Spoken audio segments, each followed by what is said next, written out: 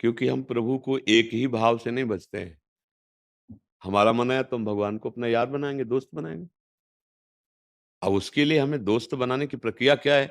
तो भगवान ही आचार्य रूप में आ गए, पुष्टि मार्ग वल्लभाचार्य जी।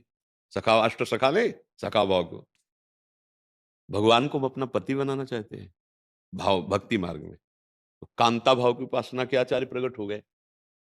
भगवान को हम अपना स्वामी बनाना चाहते हैं, तो दास्य भाव के आचार्य प्रकट हो गए। और भगवान में हम अभेद होना चाहते हैं, तो शंकराचार्य जी के रूप में प्रकट हो गए। एक ही भगवान अलग-अलग भावों के अनुसार भजने वाले भक्तों के लिए वो विविध आचार्यों के रूप में प्रकट होकर वो मार्ग बता दिया कि हम जिस भाव से चाहें अपने प्रभु को प्यार कर सकते हैं।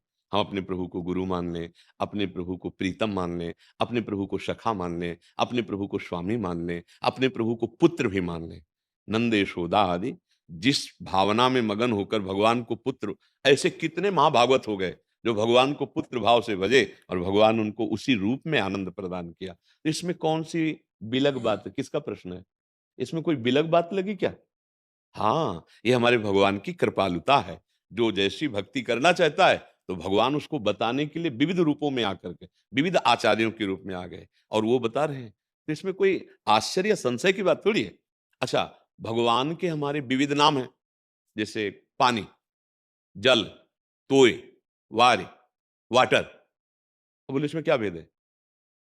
अब वो इंग्लिश भाषा सीखे, बहुत अच्छा लगता है, वाटर बोलेंगे। जो थोड़ा पवित्र शास्त्रीय भाषा में, वो वारि, तोय ऐसे शब्दों को अपने देहाती भाषा में बोले पानी पिला दो।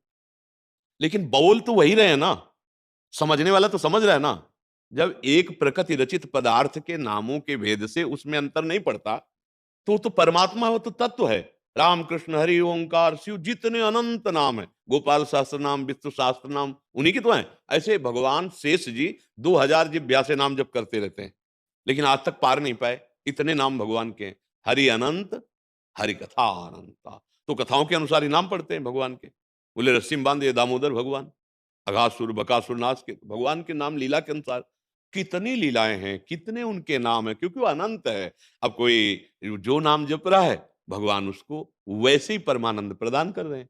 अब कहते हैं ये विविध नाम क्यों हैं, विविध भाव क्यों हैं? वो अनंत है। अब एक करके पकड़ो, जो पकड़ोगे वही अनुभव में आ जाएगा। गोस्वामी जी को राम दिखाई देते हैं, गोपियों को श्याम दिखाई देते हैं, उपनिषद तत्वदर्शी महात्मा को ब्रह्म दिखाई देते हैं। सर्वम खलमिदम ब्रह्म। गीता का स्वाध्याय करने वाले को कृष्ण दिखाई देते हैं। मत्ता परतरम नान्यत् किंचित् अस्ति धनंजय। आप बताओ। बोले वो तो ब्रह्म कह रहे हैं, वो राम कह रहे हैं, वो श्याम कह रहे हैं, वो कृष्ण कह रहे हैं। बोले बात एक ही है।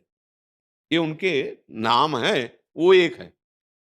बोले कोई उनको पितृ भाव से, मित्र भाव से, गुरु भाव से, स्वामी भाव भाव है। और वैसे भी ये हमें सुविधा दी गई है कि जुगल घाट नहा लो, या तो मथुरा जाके विश्राम घाट नहा लो, या केसी घाट नहा लो, लेकिन जिसमें नहाओगे वो क्या है? बस समस्या का समाधान है। बोले इतने घाट क्यों बना दिए गए? क्योंकि अलग-अलग पसंद है ना कि आज हम विश्राम घाट में नहाएँगे। बोले हम तो जुगल घाट में जाएँगे। बोले हम केसी घाट में, जाइए आप। लेकिन जब नहाओगे तो एक ही यमुना होगी। तो समस्या क्या है? क्यों सखी? हाँ, बात बात